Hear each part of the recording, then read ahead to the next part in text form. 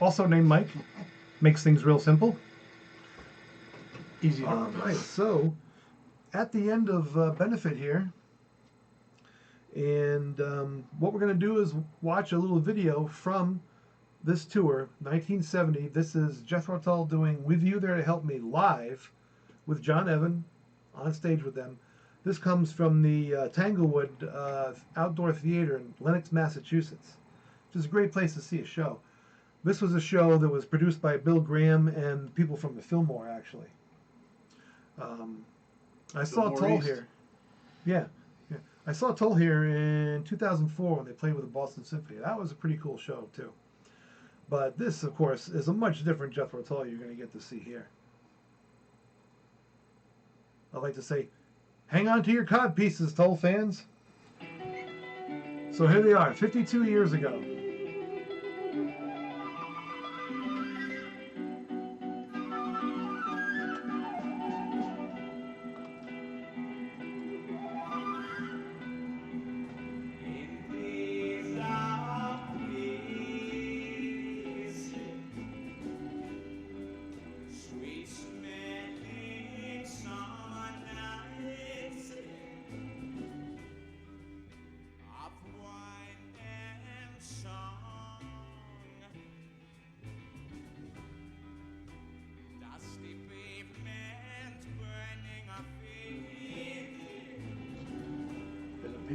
John Evans looks like Dr. Who.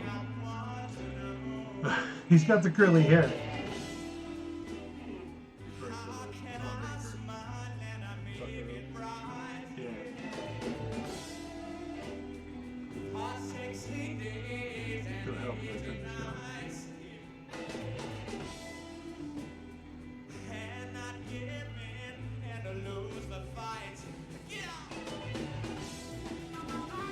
I love when he does stuff like that. When he goes, yeah, and hey, you know, to the mic. He always seems to know the exact spot to do it.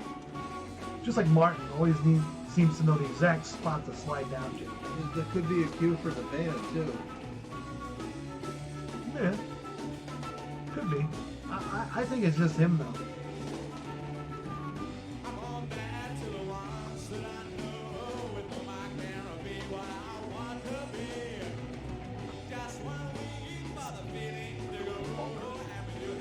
All over the drum kit on a slow tune. He is. You know?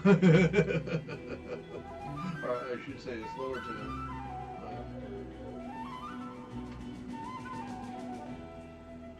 He's an amazing guy.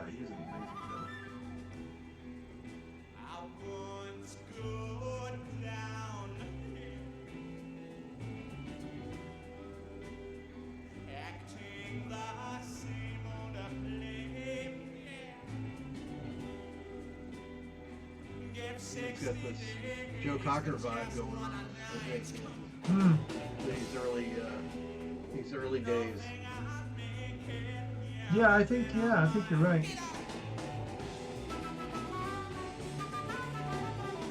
Joe Cocker didn't play a flute. Not that we know of.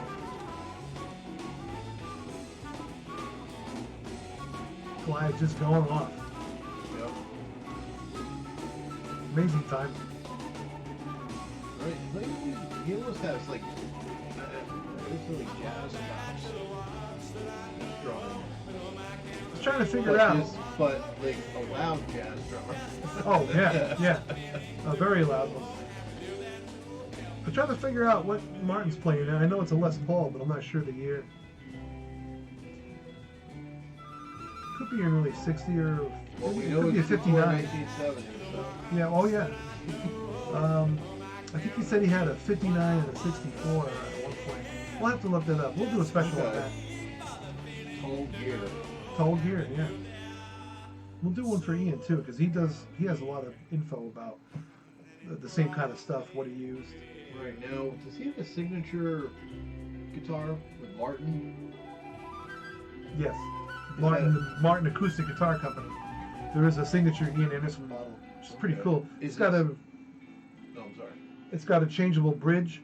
It's got his signature going down the fretboard, and it's got a changeable bridge that allows you to add nylon strings or steel strings, whatever you want. Ooh. So it's very versatile. And it's got diamond inlays, I think, on it too. Is it a cool feature? So what is it? Floating bridge? I'm assuming. Well, either it is or it's a mountable changer one. It's probably a floating bridge. Yeah. Yeah. More. Make it easier to work with, because it doesn't look like a. I see the picture of it. It doesn't look like it's a huge setup as far as dials and screws goes. So it's got to be movable for intonation purposes. Right. Right. That's Like pretty a cool floating guitar. bridge on, say, like on a mandolin, Mm, something like that, where it Precisely. stays down from string pressure. exactly. Yeah. Do you know if it's still in production? I don't think so. Okay. I don't think so. That was had to be While back in ago, right? 2010. I think they did that. Maybe 2012, somewhere around there. Now this is John Evan doing basically something they did also at Carnegie Hall during the stand-up tour. This is called "By Kind Permission of John Evan." There's bits of Debussy in here, Beethoven, Bach, I think. Yeah, the guy can play for sure. Yeah, he's really good. He's one of the unsung heroes of early progressive rock keyboards. Yeah, no doubt. Mellotron, keyboard, organ, or piano and organ. Although John is not a fan of the Mellotron, he hates those things. He says, but they were pretty clever instruments. And A lot of people use a lot of them. ELP. Right. He's also left music in general, right? Yeah. And he was like some sort of salesperson, I think. Yeah, he Did moved some to sort of Australia. sales. He moved to Australia and he built up a business on refurbishing office apartments. I think mostly business offices and stuff. I guess he did pretty good with it. Right. So if he would say he was a member of Tull if he felt it was Yeah, work in his favor. yeah, So he would kind of feel the person and see, if they mentioned Tull or they recognized him or something, then he would kind of play it up. But other than that, if they didn't say anything or didn't allude to that, then yeah, he didn't say he was a Tull member. right. Kind of like KK Downing has said the same thing. Well, I'm going to have to do a Judas Priest thing because I got some things to say about KK and Glenn too. Some good things about Glenn. Yeah, it's a different band these days, for sure. Just like Tull is in a way, Right. or Ian's band is. But anyway, getting back to this, back to John Evan. He was really,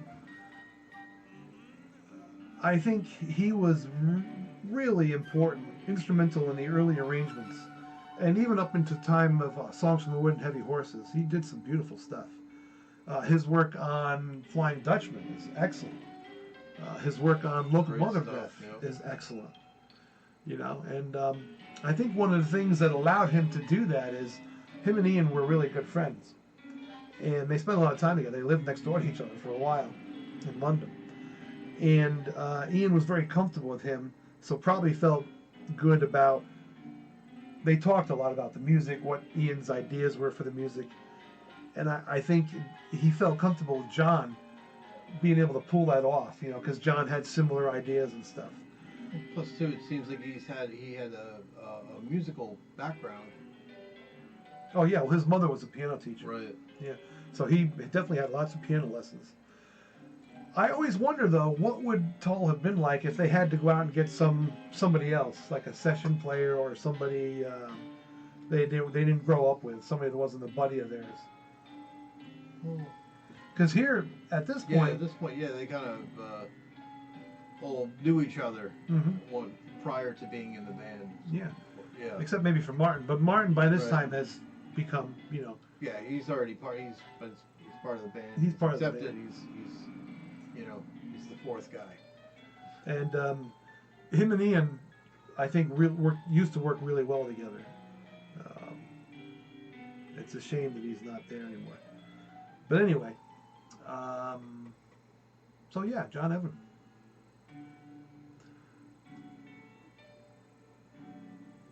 This is coming back to the end here where Ian comes in.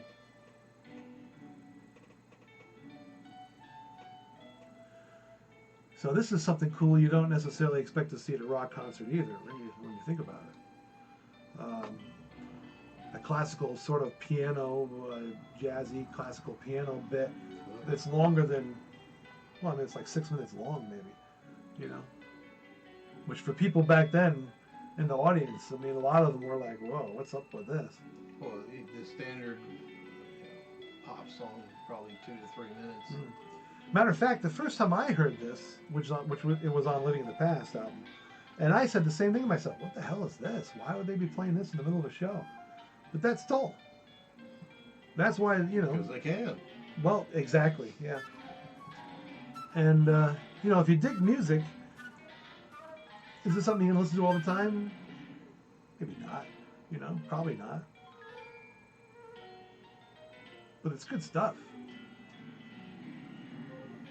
I think it's good stuff. No, a second.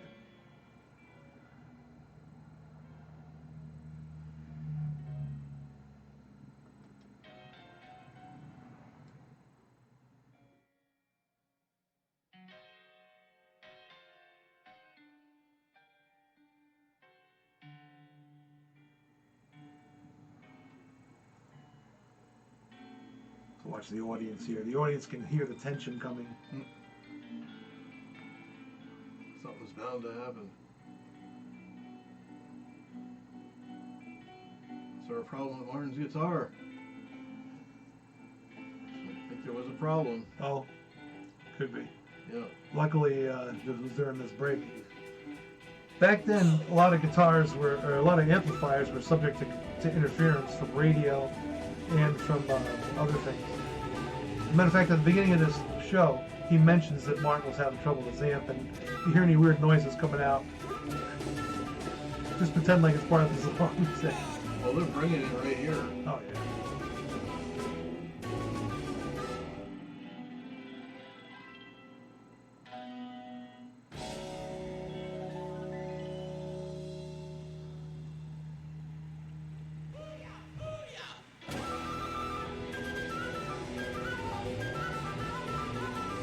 So already John is like totally fitting in, you know. And I think that's a very important thing for Ian. He wants somebody in the band that he can get along with, and also work musically with. Right. Yeah. Someone you're going to be, yeah, especially if you're going to be touring with this person. Yeah. Got to be somewhat on the same page. So, great performance at Tanglewood in Massachusetts, Lenox, Massachusetts. If you're ever thinking of going there, it's a nice place to see a show. They have a really cool sound system. I think the Who played at that same show that Tull was at. It was like four or five bands. So towards the end of the video, you can see on the side of one of the PA columns it said Who on it. Ah, okay. So I was going to question you about that. So you notice something interesting. Back then, a lot bands did not have like pre-sound checks. At least not much, because they got to do a sound check when they come on stage, and you know they got to tune up. Of course, they didn't know a lot of the things they know now about keeping guitars in tune, like locking frets. Martin was saying locking strings, things like that was pretty much unheard of back then. They weren't even too worried about intonation back then. But you know, when you get up on stage under the lights, temperature changes, and all of a sudden your guitar probably goes out of tune. Yeah, any kind of like extreme temperature change, whether it's really hot or really cold, can wreak havoc on a guitar. Yeah, absolutely. But it's cool that they would take the time to properly tune, you know. And you can see it, and Ian sitting there tuning his acoustic and calling for, you know, an E or a C or whatever, you know, because they didn't have. He's tuning because he tuners cares. back then, yeah. And that's cool. You know, it's part of putting on a good show, and it's part of not only putting on a good show, but it's part of giving a crap, you know, which you and I, remember when we went to see Aerosmith and they did not have Joe Perry? The bass player threw up on stage. We thought he was spitting water at people at first.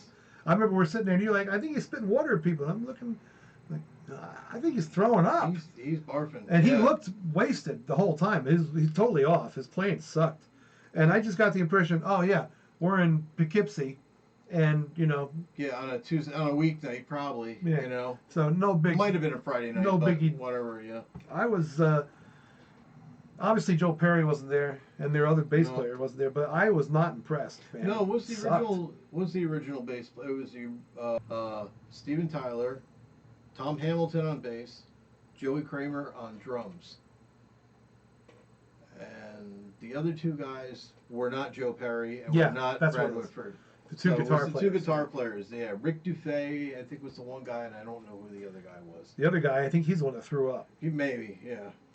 I don't think it was Rick. So I could be wrong, but I was, as you can imagine, I was not Anvil impressed. was the opener for that show. There's a couple other bands that don't impress me much. Well, I shouldn't say it that way. When I went to see Van Halen live, it was a great show. Eddie V was great. Sammy Hagar was there then. He was great. Michael Anthony was great. But I've never been a huge fan of Alex Van Halen on the drums. I mean, it's not like he can't keep time. Obviously, he can. But they come out and they say, okay, here's the world's greatest rock drummer. Okay, interested to see what he can do for a solo. His solo consisted of hitting the same drum pretty much over and over, but faster and faster. And I said to myself, I leaned over to my brother-in-law, who was there with me, and I said, I can do that. You know, that is not a drum solo. You're going to generate some hate mail on this. Probably. Comments if you do. And don't get me wrong. See, nobody realizes I like Van Halen a lot. I really do enjoy Van Halen. I like probably all their albums. I like David Lee. I like Sammy. I like both. Yeah, I like both. Dude from the Sam Allen years and the David Lee Roth. The later guy, whose name I forget. The guy from Extreme. I didn't per se. Yeah. I didn't like that one. Wasn't an Extreme fan either. So. But you know, good stuff. Obviously, Eddie was highly talented. And I'm not saying his brother isn't talented. I'm just saying that particular drum solo was not impressive. Say what you want about the rest of his playing. Like I said, I got no problem with it. But I was just personally offended for Barry Barlow and for John Bonham, and actually for Ian Pace. Yeah, for all of them. Even the guy from Crocus, or no, the guy from the guy whose brother plays drums in Sabbath. Was it Sabbath? Vinny Appice and Carmine Appice? Yes. Remember we saw his brother with his band?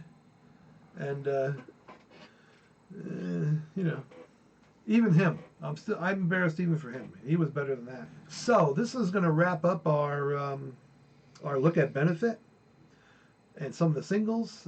We might do a deep dive into some lyrics and other things at some point. But coming up next will be the Aqualung album. Well, this is kind of almost, I would say, the beginning of Jethro Tull as we know it. I think if you take away the sort of psychedelic elements and Ian playing so much electric guitar, you have the kind of sound that's going to emerge on Aqualung. Right, and I think this... to some degree, at least. I think this could be, like, technically the first Jethro Tull album. I guess you can make an argument for that. That per se. Stand Up was almost sort of an experiment, or really, I mean, you could say it's the second album. Really, it's the real second album, I suppose, because by this time they're really leaving the blues behind. I mean, there's blues, but it's blues rock. Right. They're still playing in a lot of blues scales, but not in a blues fashion, not in a blues progression fashion, not at all. Yeah, more rock and roll. And much more riffy. Definitely. A lot of repetitive riffs, a lot of great rhythms. Ian doing some great rhythm stuff on guitar. And the drums and the bass are just right there. You can't say anything bad about it. Plus on here we see more of the acoustic guitar coming to the fore. More complex arrangements, way more complex lyrics and themes. So in a way, I agree with you that this really is Ian really stepping out on his own. And not just him, but the whole band, really. Especially Martin. I think Martin shows incredible growth from Stand Up to this album. This is the early stages of the Aqualung lineup. And you're starting to see Martin doing some of his sort of signature moves when he hits that chord and he wings it out there like that. Hopping around a little bit, which he does more of later on. I always wondered if Eddie Van Halen got that from Martin, because Martin used to do the same thing when he would jump up his legs out? I don't He know. did that in the 70s. A lot of guys did that in the Well, 70s. I suppose. Okay. I'm not trying to accuse. I'm not trying to denigrate Eddie. I just was wondering. It probably sounds like we're going to get a lot of hate mail here. People saying, "What do you got against Van Halen?" Nothing, except maybe that drum solo. All right. So this wraps up Benefit. Coming soon is Aqualung. Watch for bonus episodes on different things. Coming soon, specials on Martin, Ian's equipment, recording, a look at Mick Abrahams and Blodwin Pig, and a lot more stuff. So, from me and Mike and me, thanks for tuning in to this deep dive into the Benefit album. That's right, deep dive. We hope you brought your snorkel. Please like and subscribe if you dug this. Thanks for watching. Take care.